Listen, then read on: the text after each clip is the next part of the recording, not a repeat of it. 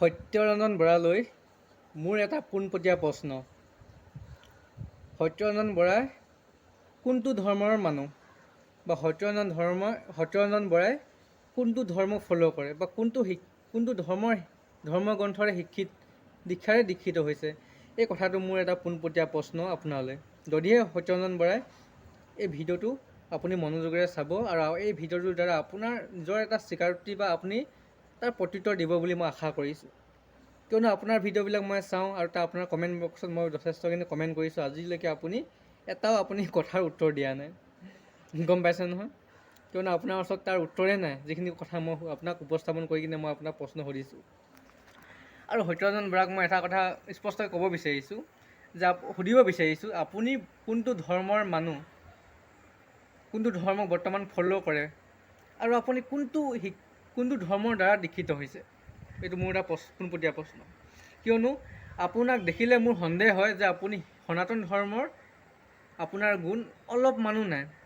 আপোনাক দেখিলে সনাতনৰ দৰে নালাগে। আপুনি কেৱল মাত্ৰ পোচাকযোৰ পিন্ধি নিজৰ সনাতনৰ নাম লৈ আপুনি ঘূৰি ফুৰিছে আৰু বিভিন্ন ধৰণৰ মত পোষণ কৰি আহিছে।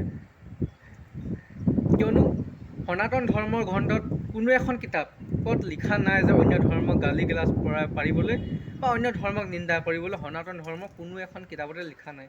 মই কিতাপ পঢ়িছোঁ সনাতন ধৰ্মৰ, মই বেদ পঢ়িছোঁ, গম পাইছে নহয়? উপনিষদো পঢ়িছোঁ, কিন্তু মই এইবিলাকত পোৱা নাই অন্য ধৰ্মক গালি গালাজ অন্য ধৰ্মক গালি পৰাত বা অন্য ধৰ্মক নিন্দা কৰাৰ কথা কোনো এখন কিতাপতে সনাতন ধৰ্মৰ কিতাপত লিখা নাই।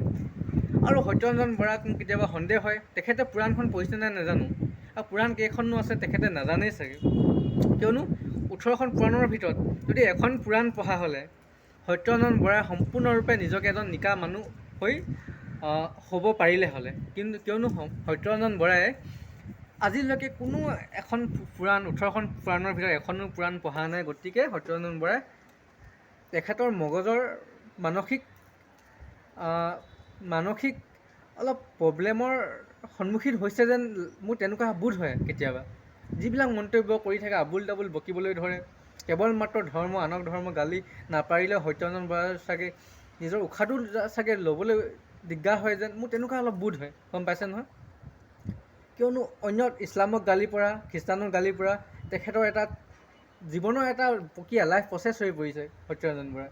আৰু তেখেতে যিবিলাক কৰ্ম কৰে, এই যিবিলাক নেকি TRPৰ নামত চলি থকা TRPৰ নামত চলি থকা বা TRPত লাগি থকা সংবাদ চেনেলকেইটা, ইলেক্ট্ৰনিক মিডিয়াই হওক বা প্ৰিণ্টিং মিডিয়াই হওক, সেইসকলে কেৱল সত্যৰঞ্জন বৰাৰ পোষ্টকেইটাকো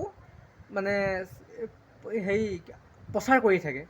TRPৰ লালসাত যে সেই সংবাদ মাধ্যমৰ চেনেলবিলাকো যে ইমানে তললৈ নামিব পাৰে, আপুনি চাওকচোন বাৰু। সংবাদ মাধ্যম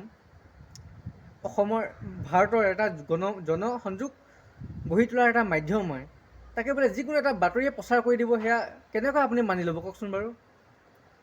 গতিকে TRPৰ লালসাত যিকোনো বাতৰি, হয়তো সত্যৰঞ্জন বৰাই এটা হেৰিও হ'ব পাৰে, তেখেতে প্ৰচাৰ কৰক বুলি কিবা এটা প্ৰচাৰৰ এটা কিবা স্পনচাৰশ্বিপ কৰিও নিজৰ বাতৰিটো প্ৰচাৰ কৰিব পাৰে। কিয়নো আনন্দ বজাৰ পত্ৰিকা, বাংলা পত্ৰিকাত তেখেতৰ বাতৰি প্ৰকাশ পাইছে, লগতে দ্য ইণ্ডিয়ান এক্সপ্ৰেছ সেইখন বাতৰি তেখেতৰ প্ৰকাশ পাইছে। গতিকে সত্যৰঞ্জন বৰাই নিজকে পপুলাৰিটি বিচাৰি কিনে এইবিলাক কৰ্ম কৰি আছে বুলি মই ভাবোঁ। কিয়নো বৰ্তমান দিনত আনক গালি নাপাৰিলে বা অন্য ধৰ্মক গালি নাপাৰিলে নিজে পপুলাৰ হ'বলৈ দিগদাৰ হয়।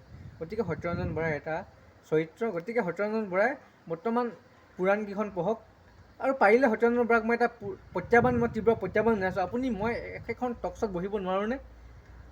একেখন প্লেটফৰ্মত বহি প্লেটফৰ্মৰ কথা নকওঁ, ওচৰা ওচৰিকৈ বহি আমি কথা পাতিব নোৱাৰোঁনে?